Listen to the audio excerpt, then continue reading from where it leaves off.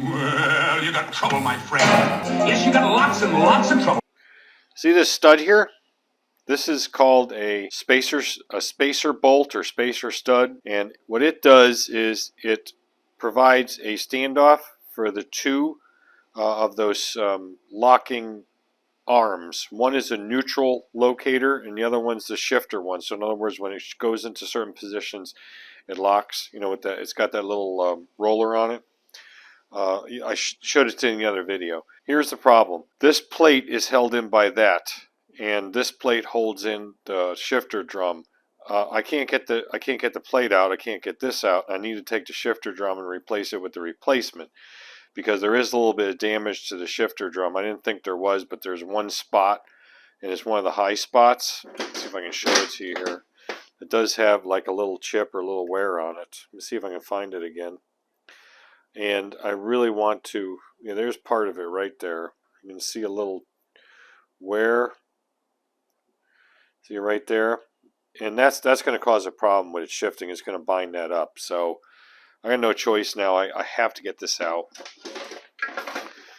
I have tried everything that I know of to get this out. I even made a special tool which is kind of like a, well, you see, I'll show you what it's kind of like. It's kind of like these guys. This is an actual pin remover, stud remover, but it's very shallow. And this is like for one of these dowel pins, all right? That's what that's for. These work great on dowel pins. Won't work on here because of this threaded part that's above it.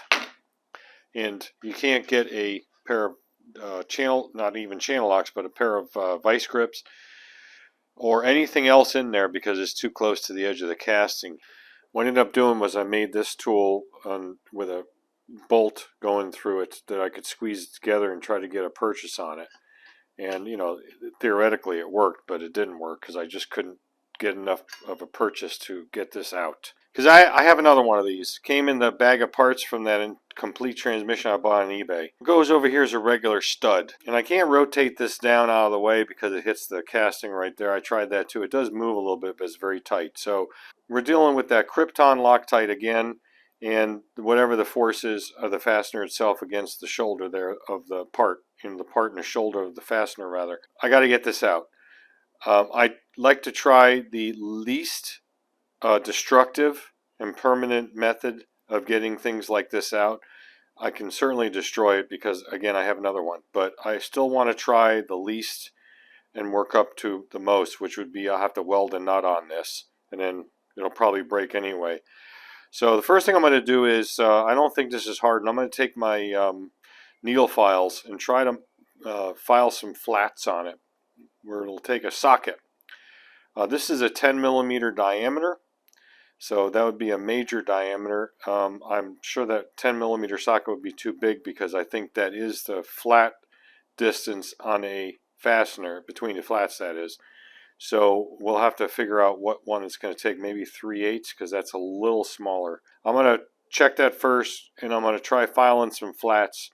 I don't want to hammer a socket on here because I don't want to translate that kind of, that kind of linear force down into the aluminum casting and possibly crack something. I don't mind tapping something on, but certainly not hammering it. So I'm going to give it a shot, and I'll come back when I get some progress, if I can make progress at all in that area. I actually used the Dremel. This is kind of hard for a file, plus hard to get at. It's probably not going to be good enough because it is a little loose on a 3/8. So what I'll do is I'll just do a little tappy tap on it, and then see if we can get a purchase on it enough to see if it'll start turning. Let me get you in the stand and we'll try that. Yeah, it's not looking good.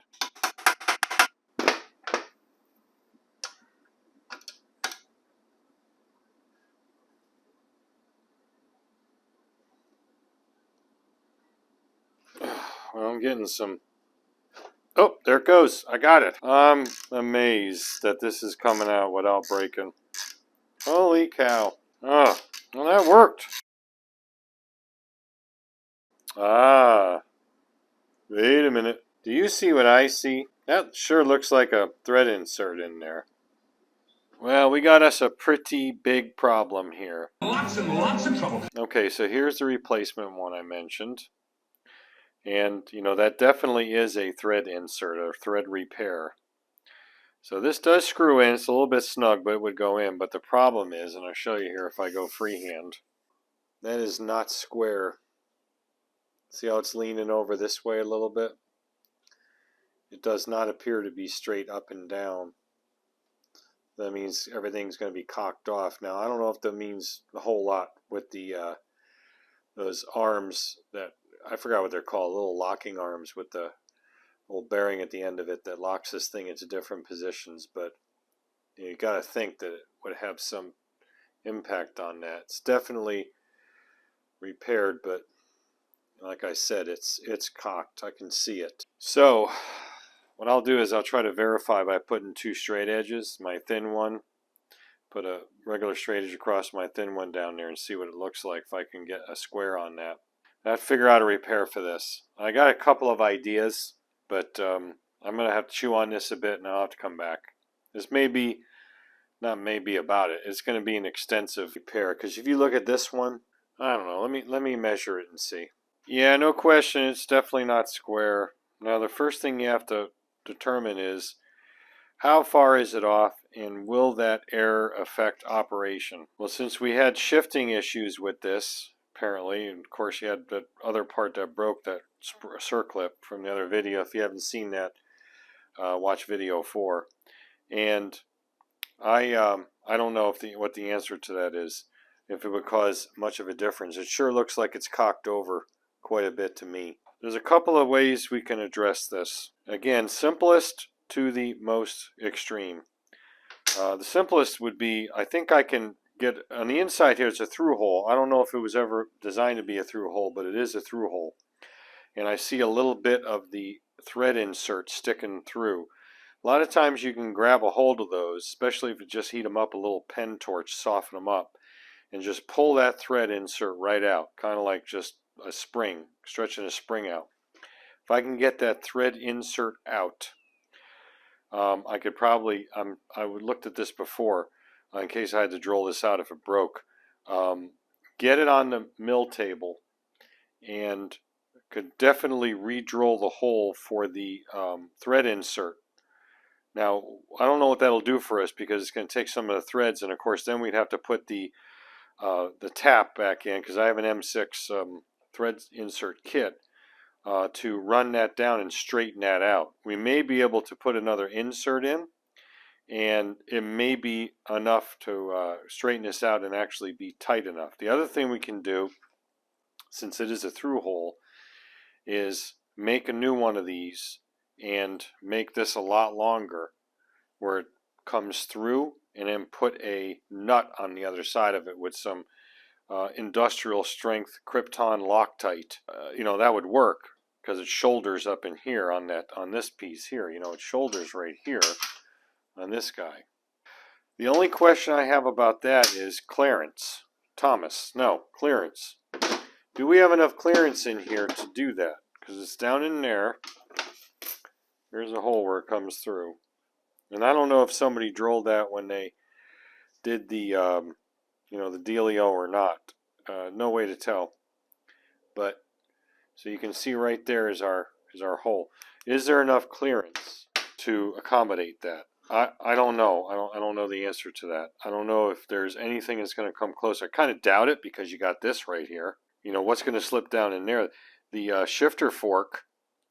Okay, the shifter fork is going to be across here, and the pin's going to be down inside here, and your gear is going to be way up here. You know, this would be your countershaft and your main shaft. So I don't think there's anything down in there that would get in the way. So what we can do is, now of course, we have to make sure tolerance-wise this hole is not too big so it's doing this, because it's got to be in the right position, X and Y basically. Then just go straight through and let the shoulder do the dealio here, okay? Because that'll definitely keep it flush up against this shoulder in here, which is your reference, all right? And then it'll be straight. If I can get that thread out, it'll be easier. I can always drill it out, but either way I'm going to have to drill it straight for a little bit of clearance for this. Once I take the thread out, I'd have to see what that is, because the drill size for a thread insert is definitely larger than this, about 1 millimeter larger. So that hole is going to be definitely too big. So I can't make one of these until I do that, and then do a hole, and then make this end to that hole, and I have to make sure it's a proper thread. I can't single point thread on my lathe, at least not metric, so I have to make sure I have a die to cut that. The other option is to drill it out for M8, which is almost the size of this damn boss here. I don't really want to do that. I don't want to go big right off the bat, and then make one of these with an M8 thread. So, yeah, I'm gonna have to work on this here and see. Like I said, was it going to make much of a difference to this? I don't know. Being a little bit off, but you know, I can't do it once the engine's back together. So it certainly has to be done now. This is it. You know, it has to be done now or not done at all. So we'll see where we go with this. All right, folks, it's hours later, and I have been trying to get some sort of a setup going to drill this out. I could not get a purchase on any of the helicoil threads, or whatever you want to call them, the thread inserts. And so what I did was I decided I was just going to drill it out.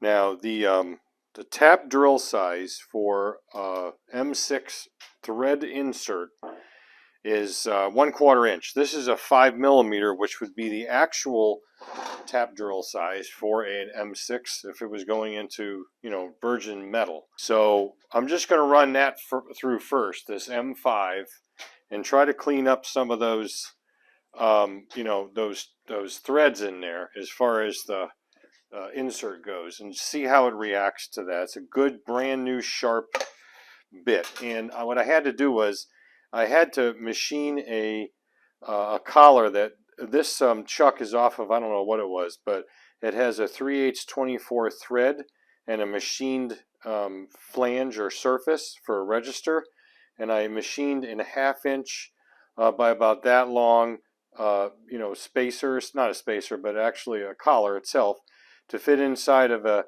tapered collar, to, you know, drawbar collar. And then that just screws on there and tighten. You know, I tightened it up over on the vise. Gives me something to hold the drill bit. All right, I got this very lightly fixtured. Fire it up and see what happens. I mean, we can't leave it the way it is.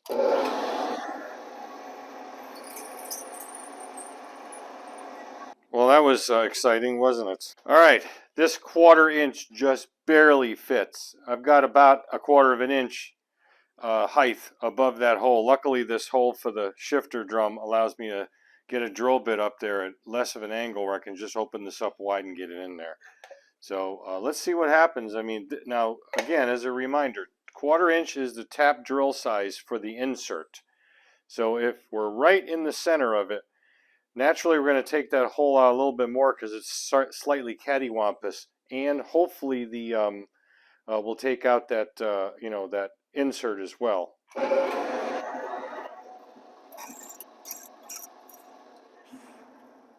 Alright, so there's the hole and there's the insert gone, and I'm sure that hole went big because it took the insert with it and probably bored it out. But you know, like I said, I had no choice but to do that. We got to fix this thing.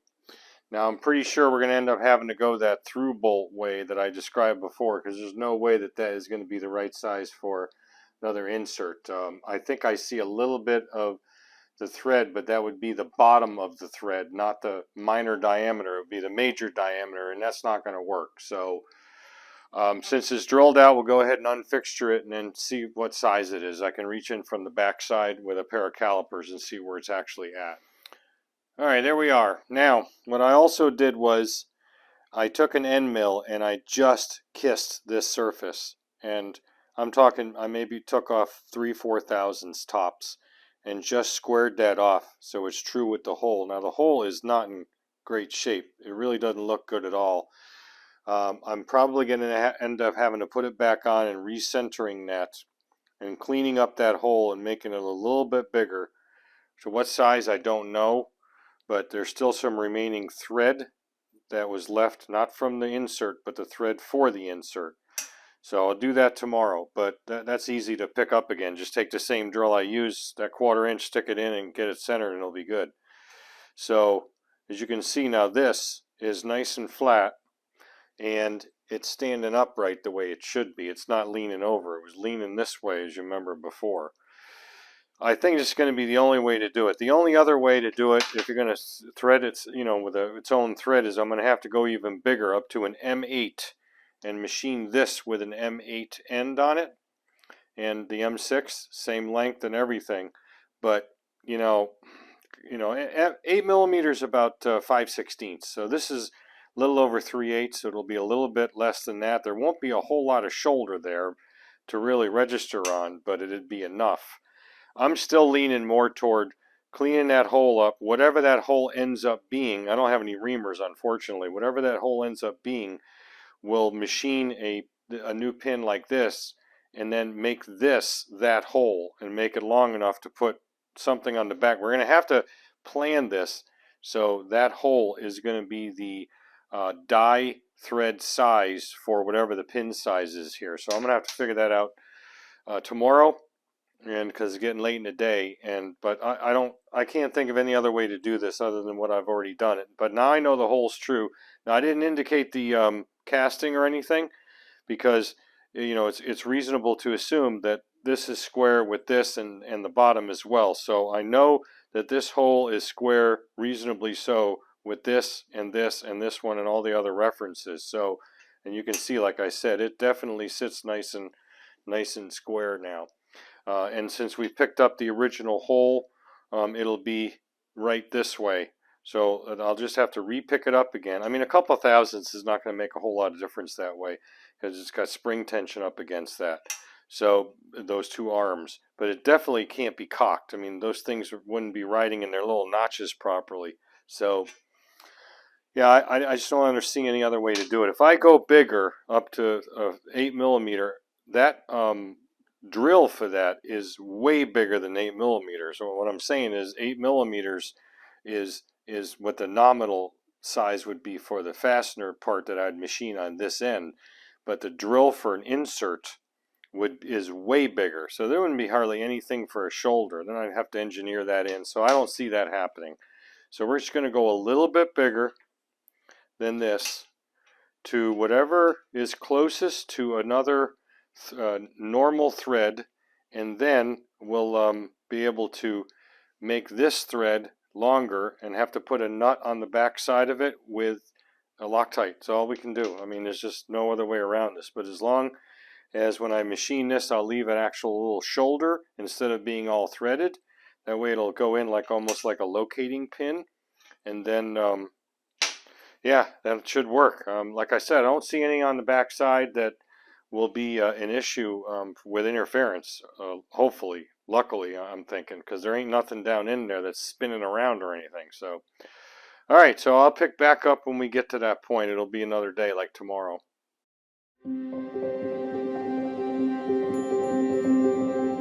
Captain's log, supplemental, 2/11/22, start date. Here we have the problem. Damn it, Jim, I'm a machinist, not a bricklayer. All right, folks, my mic took another dump, so I'm micless. So I'm going to have to go commando here as far as the sound goes. I hope that's okay. Anyway, change in plans. I decided to go a different route with this, and I'll explain why here briefly.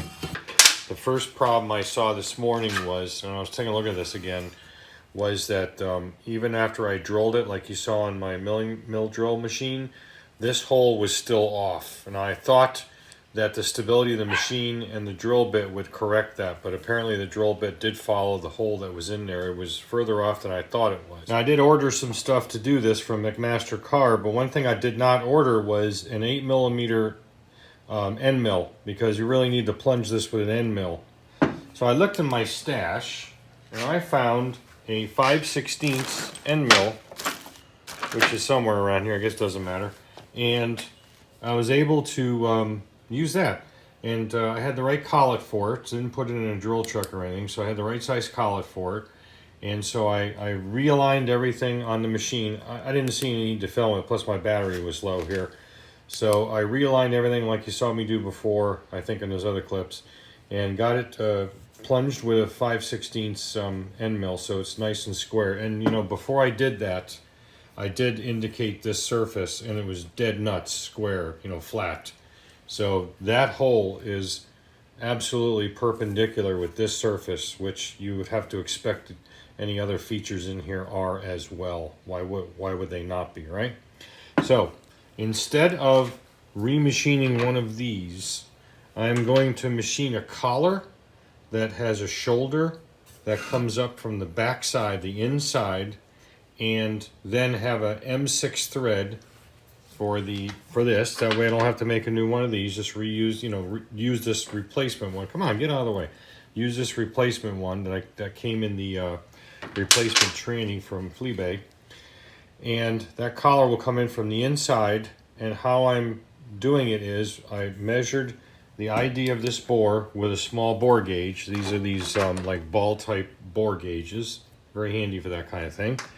And then I'm doing it right now. I'm machining like I said, a collar that's going to fit in from the inside. I do not want it to be a press fit because I got to try it.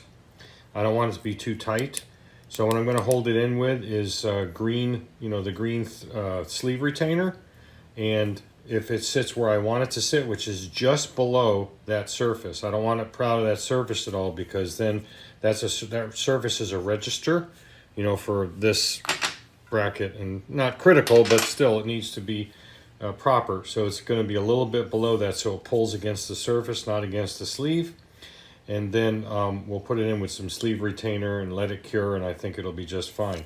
Again, there is no indication on the inside of the case that hole down there where that sleeve is going to be pushed in from. It's only like a half inch, less than a half inch lengthwise from the shoulder to the end. You'll see here in a minute. And so it'll be fine to push in there. So I just wanted not really even an interference fit, more like a slight interference fit. And then, like I said, we'll sleeve retain it in. So this is essentially what it's going to look like. Is this pretty simple? I'm going to through hole it with an M6 with a 5mm, and then tap it M6 by 1.0. Let's go with the lathe, and I'll show you how far I've gotten so far. So I have my diameter where I believe it needs to be, at 0.326 imperial. So, it isn't too big, obviously. And then I have my depth of the shoulder set where I think it's going to be as well, which is like 455. I did it at 450 thousandths. And, I measured it up with a depth mic, so it's pretty easy to do that. Plus, I used an indicator on the carriage, so I knew how far to go over it. Not with this bit. I used a square edge, or I should say a shoulder bit in there.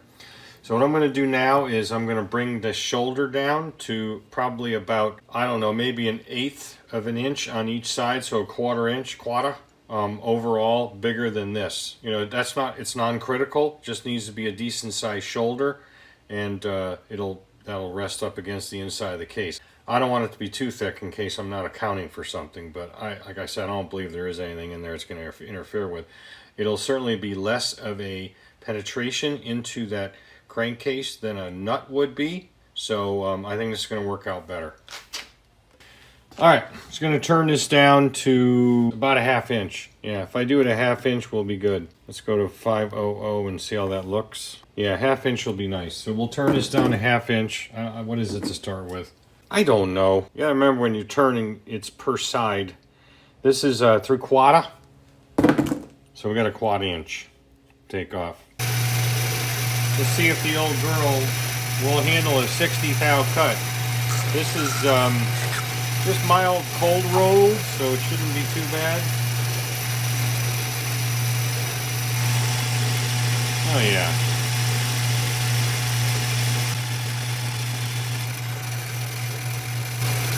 $180. Oh. Yes. So we got 60 thou to come off, which is exactly right. Whoops. And of course I moved my damn cross slide like an idiot, but it's not critical. 20, 40, 60. That's this.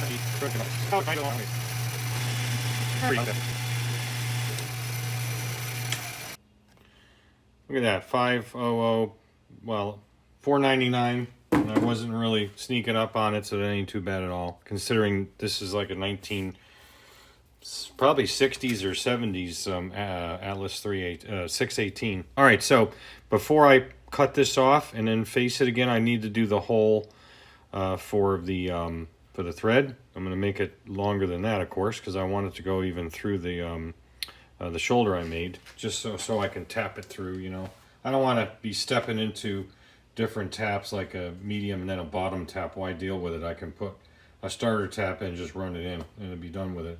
It'll be in far enough. So I'm going to do that off camera. That's kind of this thing don't drill very well because, you know, it's just I don't have much reach is what the problem is on tailstock. So I'll do it off camera. We'll get a tap in there and then we'll get this that part of the operations done. I don't know what if I was calling it a collar. It's actually a sleeve. It's a shouldered sleeve, really. Could be a collar. I don't know what I was calling it. This has been frying my brain here. Okay, so it would go. This is what would go into it, of course. And I remember the long side goes into the crankcase. So this is how it would be fitting inside there. So we got some threads in there. They need to be broken in a bit, but it goes in. All right, so that's fine. So I cleaned the hole out and dressed this up with some brake clean along with the hole. I'm turning up this way so you can kind of see what I'm talking about here, if I can. Go ahead and force the light on. Camera, I think you can see it now. All right, so there's the hole. Sleeve goes in here. Let me zoom up. All right, so you see we're going in from the back side, which is always fun. Give it a push, and then I'll tap it in the rest of the way. But you get an idea that that's where it would be sitting. That's not really, it's really not that tight of a fit. I can drive it back out, which I'm going to do. The more I put it in and out, it'll kind of break it in to that particular hole. Now let's take a look at it from the business end. So now we are just under that boss, that flat, which is where we want to be. Remember, we have a retainer that goes in here. Let me zoom you out a little bit more. Retainer goes in here on the bottom. This holds the retainer in. So now we'll be in like this. All right, so there you go. Now, take a look at it this way. You can see that that is nice and square, perpendicular, I should say, with the case, which it absolutely was not before. This thing was cattywampus over to the side, and I think a little bit back too. So it was like this and like that. All right, so that's my solution, and I'm sticking to it. And I think this is going to be the best solution. Now, how you tighten this up is just, you know, put a knot on this. Bottom the nut on the shoulder, where the washer probably would be best, and then just tighten it up. An M6 fastener only goes to about 7 or 8 foot-pounds generally. So yeah, so now what I'm not gonna do it today because it's getting late. I've already cleaned the shop up once today. Well, all metal chips and everything, now I gotta do it again. Yeah. But anyway, let's take another look at it. So you can see that looks really good. Looks like it's supposed to look, and it's perpendicular or straight up and down relative to the case. And once I put some sleeve retainer in, I'll take it back out and clean it really good and put some sleeve retainer, just a little bit, and then tap it back in and let that cure for a day. This ain't going nowhere. Here's what it looks like with the other stud. It's not all the way in. It's kind of tight. I'm going to chase that thread. And then the one we just repaired. So this one again holds in the retaining bracket here, the retainer for the bearing. So this bearing shoulders there, and this piece holds it in. There's a spacer that goes here that equals the height of this one here, and then whatever, you know, the other plate thingy and all that other doodad junk goes inside of it. And on this one here is where those two rollers go. The one that is inside is for the neutral detent, and the one on the outside is for when it detents between gears. So you can see if this thing's cocked over in a way, it's not going to align with the shifter drum properly. It'll essentially be like this to the shifter drum, and certainly that's probably one of the reasons why it wasn't shifting too well. Could have that caused the whole thing? I don't know, but I have a theory on it, which I'll cover in the summary and the conclusion. All right, let's do a summary to the supplement. Had a couple of people comment on the other video in regards to the broken circlip, how that could happen. And I didn't know at that time, but I'll tell you what my theory is on that.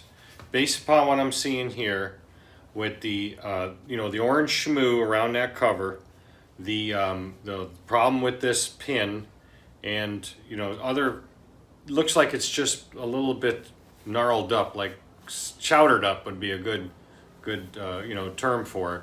you know, the aluminum surface, like somebody went in there with not a lot of due regard for carefulness. I would think that this engine's been pulled and the case has been split before. It's the only reasonable explanation as to why a circlip on the transmission would fail. And what I'm getting to is, I think somebody had a bad gear on the countershaft. Maybe a shop did it, I don't know. And tore the countershaft apart, replaced the gear, and did not replace the circlips or the C-clips. I don't know if the Honda manual says it, but it's just good practice. When you're dealing with trannies and things like that, you always put new snap rings, circlips, C-clips, whatever you want to call them. And that's really what I think is what happened. I think that this has been done before. The frozen engine bolts, the mount bolts, they didn't look like they've been taken out before, so that kind of negates the theory a little bit, but it's the only thing that makes the most sense, because you're not going to have a lot of force of those gears slamming around in there under normal circumstances, even if you were banging, you know, hammering this thing, and the rest of it doesn't look like it was hammered. Like I said, I'm sticking with a theory of that the engine was taken apart before, and somebody has replaced a gear or two on that countershaft at some time or another, and then didn't replace the circlips, C-clips, spring clips, whatever you want to call them, and then they failed. That one particular one failed. It's the most reasonable explanation to this. So I hope that answers your question on that. All right, so we're going to head back to Starfleet headquarters and have some dinner and shower up and terminate our operations for the day. NCC 1701 is going into space dock. So I hope you got that opening reference. Anyway, supplement to the video before. Done. But I'm not done with this, as you know. If you want to keep up on it, subscribe, like the video, ring the bell. Then you get notified when I put something up like this. And as always, guys, don't just repair, restore. Catch you on the next video.